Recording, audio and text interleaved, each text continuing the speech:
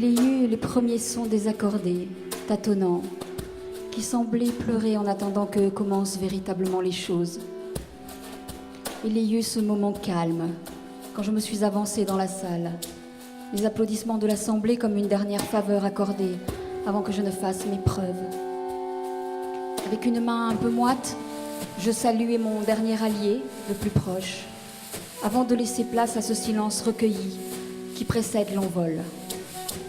Je les regardais tous, puisque je tournais le dos aux autres, et le sourire que je leur offris n'avait rien de bref ou de crispé. Ce sourire était ma dernière chance de les embarquer, et je le désirais plus que tout au monde.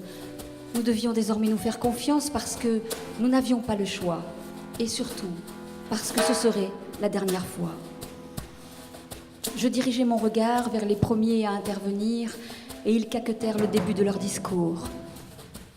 Puis, accrochés à leurs cordes, montant et descendant dans la mâture, graves et plus jeunes, se mirent à ramper vers moi. C'est dans la pluie de ce qui suivit que je saisis mon énergie.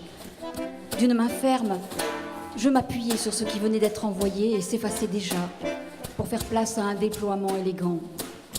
Je me sentais posée sur le bord de chaque envolée, si bien que, lançant avec force les canons, je pus sentir le frémissement de la salle et sa surprise quand retentirent les coups assénés, parfaitement accompagnés par la douceur des milliers de voix virevoltantes pour répondre à la main qui les encourageait.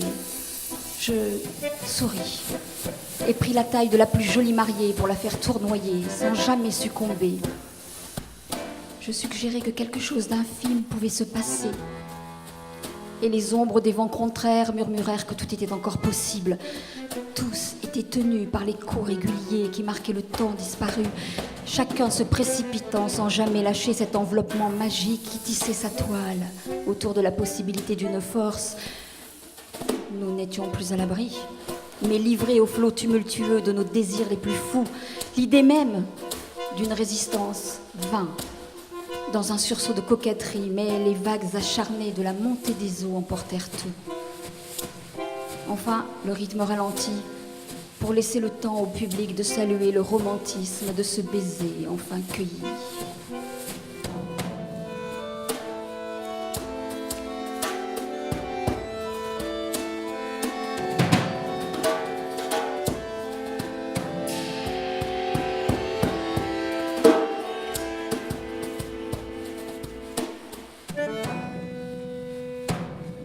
Je marche sans regarder où je vais. Les mots de mon père sont des pierres sur mon cœur. La dissonance de son jugement me foudroie et me broie l'estomac.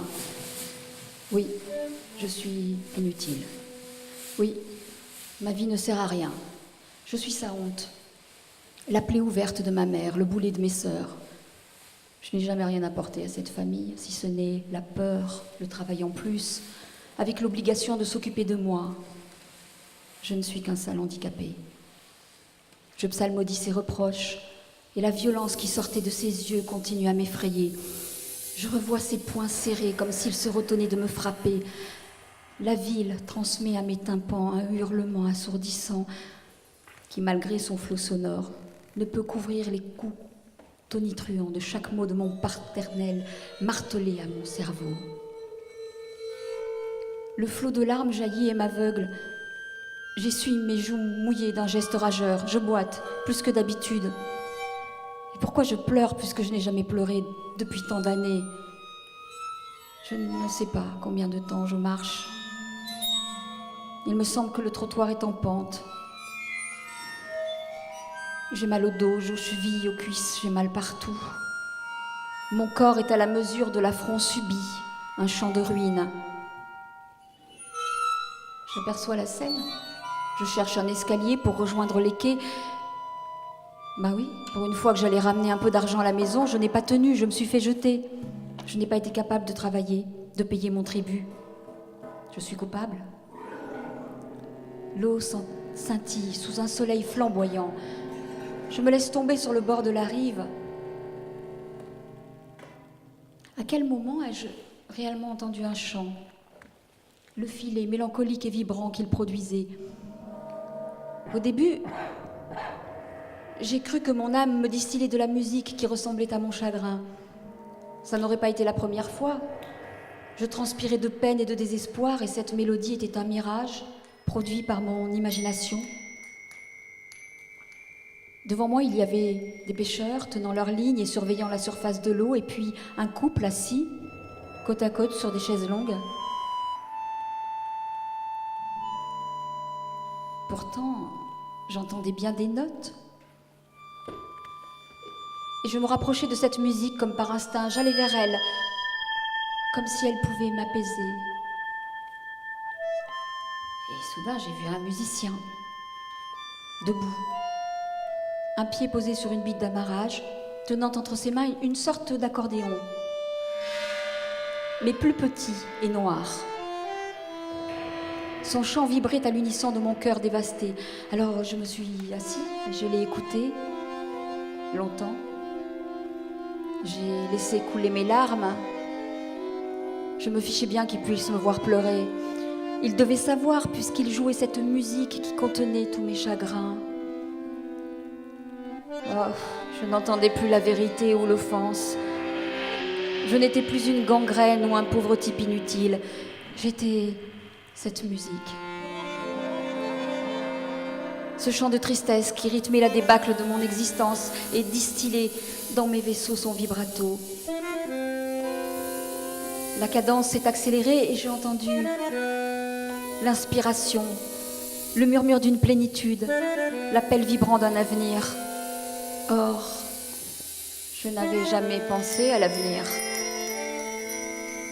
Je l'ai écouté pleinement, ce joueur de bandoneon, alors que j'ignorais encore le nom de son instrument qui exprimait exactement mon désarroi. Il s'est arrêté et il a demandé avec un accent que je connaissais bien « Ça te plaît ?» Et j'ai répondu en espagnol. C'est exactement ça. Parce que je ne savais pas comment l'exprimer autrement. Il a souri. C'est du tango. Chez moi, en Argentine, on dit que le tango est une pensée triste qui se danse. Moi, je suis le résultat d'une pensée triste qui ne dansera jamais. Oh là, tu me sembles avoir le moral dans les chaussettes, comme on dit en français. Toute pensée triste peut devenir un chant qui nous accompagne, nous console, nous apaise, non ? J'ai voulu dévier la conversation que je sentais s'engager dans une impasse, celle de mon accablement. Tu es un musicien connu ? Dans quelques bals ou salles de concert. À Buenos Aires, oui, mais pas ici. J'ai obtenu une bourse pour étudier la musique classique à Paris. Je vais devenir un vrai compositeur et diriger des grands orchestres. Je suis arrivée l'année dernière avec ma femme. J'avais laissé mes enfants en Argentine. Et tu vois, je ne voulais plus jouer du tango. Comme je me taisais et l'écoutais avec intérêt, il a continué. Je voulais vouer ma vie à la musique classique. Mais Nadia Boulanger, cette professeure avec laquelle j'étudiais, me disait « Ce que tu composes, ça n'a pas d'intérêt, ça existe déjà. » Je devenais fou. Je travaillais comme une brute. J'y passais des nuits et ça n'allait jamais. Ça ressemblait toujours à Stravinsky ou à un autre. Un jour, elle m'a demandé ce que je faisais en Argentine. Je n'avais pas dit que je faisais du tango. Elle ne savait pas que je jouais du bandoneon. Alors, je lui ai interprété une de mes compositions. Et elle a dit « Voilà, c'est avec ça que tu dois composer maintenant. » Mais je t'embête avec mes histoires. Je l'ai assuré du contraire. Je trouvais ça passionnant. On aurait dit qu'il prenait du plaisir à me montrer qu'il avait traversé des moments difficiles. Et puis, c'était la première fois que quelqu'un me parlait comme si mon handicap n'avait aucune importance pour lui. Ou peut-être pouvait-il me raconter ses faiblesses à cause des miennes, de ma peine ou de son bandoneon qui avait consolé mes larmes. Va savoir. J'avais l'impression d'être un ami qu'il avait perdu de vue, une bonne connaissance à laquelle il confiait les dernières nouvelles. Mais pourquoi n'avait-il pas dit qu'il jouait du tango ? J'avais peur. Pour moi, être un tanguero, ça n'est pas noble comme un compositeur de musique classique. C'est une musique qui est de la rue. Et même si j'avais eu un peu de succès chez moi, j'avais surtout des problèmes quand j'essayais des nouvelles choses. Il y a des milliers de milongas à Buenos Aires. Je voulais être brillant, faire de la grande musique.